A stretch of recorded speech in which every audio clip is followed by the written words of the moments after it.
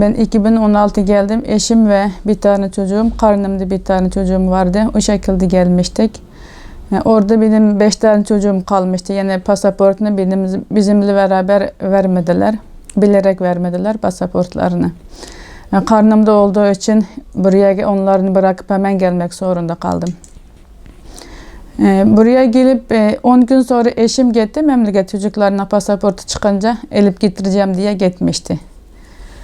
Gittikten bir ay sonra eşimle hapse atmışlar. Yani Türkiye'ye niye gittin diye, Türkiye'ye geldiği sebebiyle eşimle şu anda 14 senelik hapis cezası vermiş. Ben ablamla konuşuyordum ve 2-3 ay arasında konuşuyordum. Ablam diyor ki çocuklarım eşimle hapse attıktan sonra eşim çocuklarımla yani bizim akrabalar gelip memleketten gelmiş. Gelip yani köye götürmüş çocuklar. Şu anda benim yanımda diye 2017'de 7. ayda ablam bizim yanımızda var diye söylüyordu. Ondan sonra çocuklarım yani ailemle elinde var diye biraz rahat ediyordum. Ondan sonra 2018 yani 12. aydan 24'ü bir tane kız çocuğumla Hotan şehrinden alınmış yani toplam kamplar, çocuklar toplam kampından alınmış videodan tanıdım. Yani bizim burada yani WhatsApp gruplarda var. O taraflardan gelen haberlerini görüyorduk.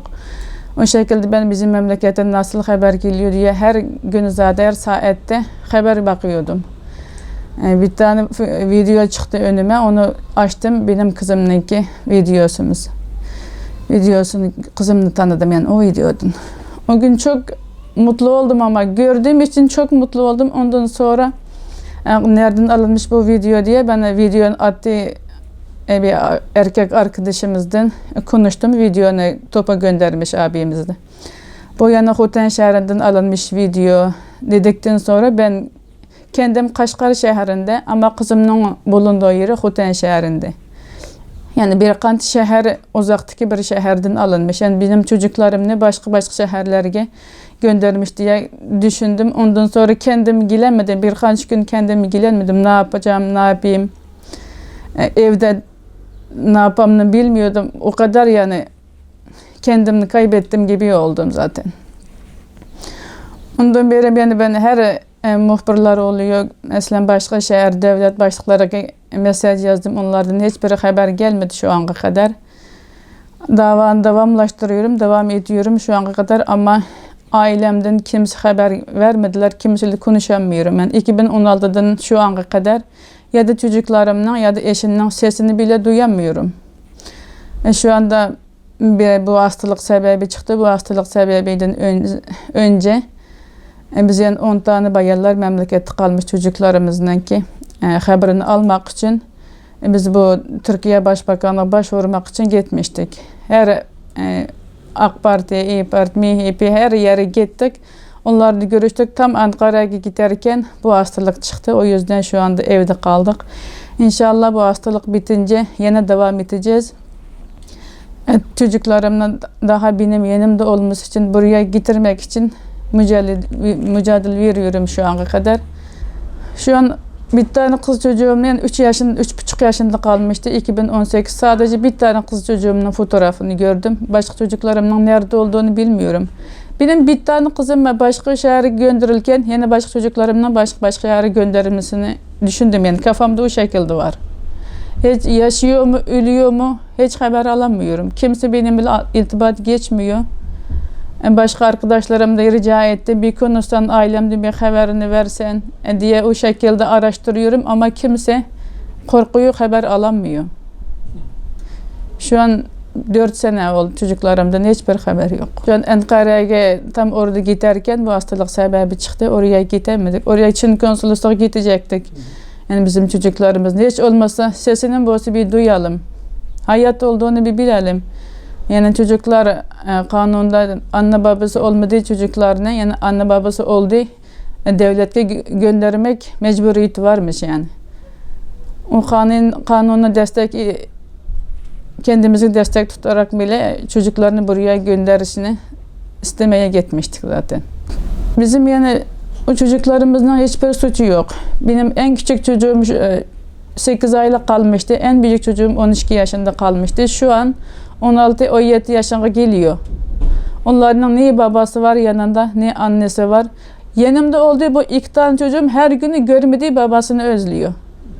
Bu kızım hatta babasının fotoğrafını görüyor, kendisini tanımıyor. Sabah kalkıyor. Anne ben bebekliğimde bir hiç babamı görmedim. Benim babam yok mu diyor.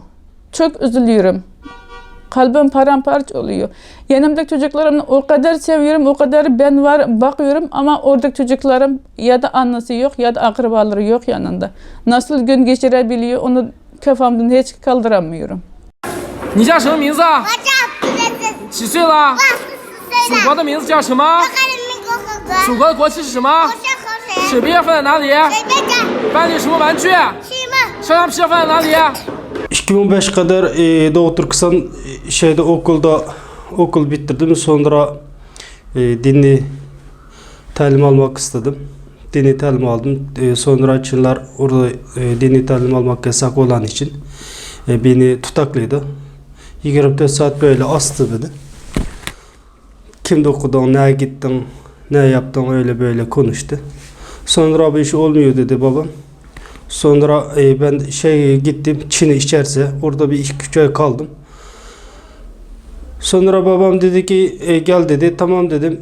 Geldim bir orada Doğu Türkistan'da siyasi komiser olan bir adama yani 13 bin dolar kadar para vermiş pasaport için. Bekledim 2011'de. 2013'te pasaportum çıktı. 2013 3. ayda gittim Mısır'a. Pasaportunu aldım, hep içerisinde vize aldım. Sonra Mısır gittim. Mısır'da 6 ay kaldım. Orada Fecr diyen bir okulda okudum. Ondan sonra 2013 ayının 4. günü İstanbul geldim. Daha az şimdi kadar İstanbul'da yaşıyorum. 2013 ayın 4'ü geldim. Sonunda babam dedim ki ben bir evlensem olurum dedi. Babam dedi tamam dedi. Sonra orada bir pasaport olmak kızlar zor. Babam dedi 3 ay sonra çocuğum burada bir kızı varmış, pasaportu varmış. Evlenmek istiyor musun dedi. Tamam dedim. Telefonda konuşalım dedim. Konuştum. Pasaportu varmış. Tamam dedim. Nikahını telefonda yaptık.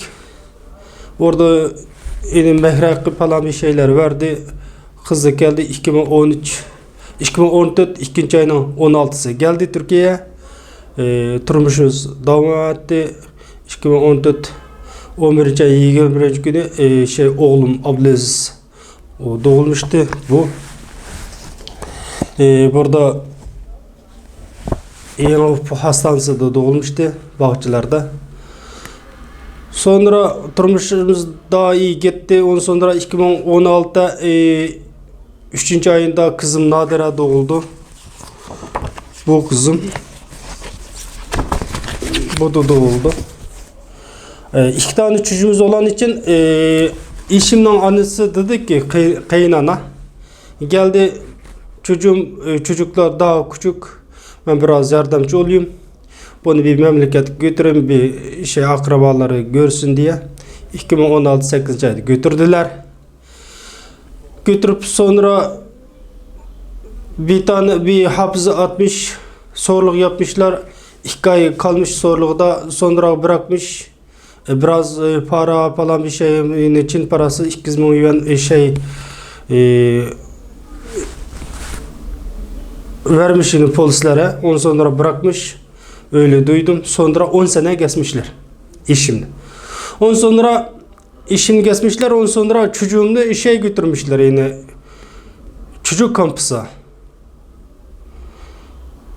2019 1. ayının 4. günü gördüm sosyal medyada Çin'deki TikTok diyen, Douyin diyen bir medyası gördüm.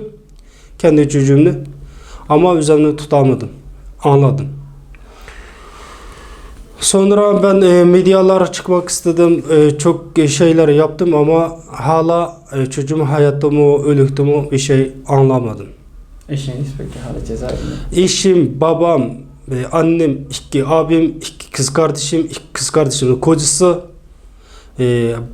büyük abimin oğlu 14 yaşında çocuk, herkesini hapis atmışlar.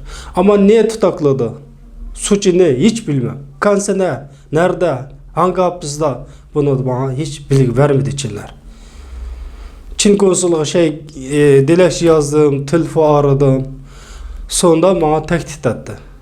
Sen böyle yaparsan belki de araba kazası yapabilirsin diye telefonda böyle tehdit yaptı.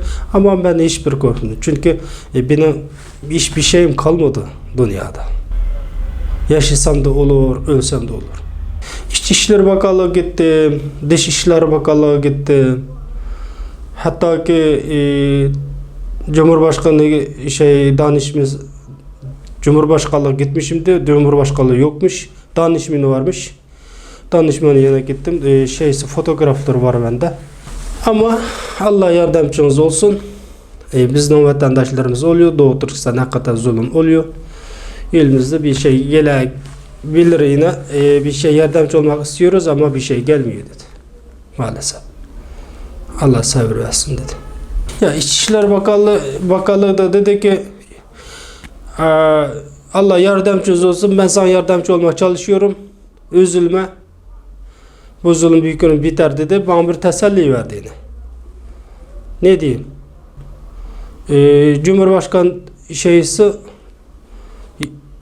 danışma dedi, biliyoruz Doğu Türkistan ne kadar zulüm oldu. Sen yalnız değil, herkese öyle. Biz biliyoruz. Elimiz gelen kadar çalışıyoruz. Allah yardımcı olsun. O üzülme dedi. Teselli verdi. Ben bir Müslüman Türk olarak Türkiye kardeşlerim diyorum ki Türkiye kardeşlerim Uygurlar sahip çıkmak istiyor.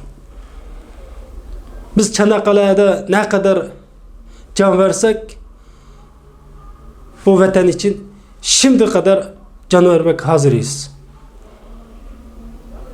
Ama ne kardeşlerimiz biz için can versin ki bir defa dur. Yeter bu kadar. Biz için ne ses çıkartmıyor. Dünya beşten büyük diyen Cumhurbaşkanımız ne o kadar zulümünü duyuyor ki ne Çin'e bir defa laf atmıyor. Yeter bu kadar. Senin vatandaşın ama benim dini kardeşim, kan kardeşim. Yeter bu kadar. Ne bu kadar zulüm edersin? Çin, Uygurlar sana ne yaptı? Terörist diyorsun ya bir defa biraz bir şey yaptı mı? Diye bir şey düşünmüyor. Mesela burada PKK'lar orası burasını şey yapıyor. Adam öldürüyor. Orada Doğu Türkistan bir tane Çin ölmüş mü? Her gün de Uygurlar ölüyor biliyorsunuz. Kamplarda 3 milyondan fazla kadar insanlar var. Bir tane bana kadar bir tane bir adam 3 tane çocuğu olsa 9-10 milyon çocuk hapiste. Suriyeli, Iraklı, Filistinli kardeşlerimiz, Afgan kardeşlerimiz de zulüm görüyor ama bayramda gidebilir. Her vakit yanında telefon var, internet var, baba anne sen iyi misin diyebilir. Ama ben 5 senedir hiç babamdan annemden sesini duymadım. Zulüm bu kadar olur mu? Nerede bu kadar zulüm var? Hangi asır yaşıyoruz? 21. asır yaşıyoruz. Telefonum yanımda ama babam hayatım öldüm haberim yok. Böyle yaşıyorum.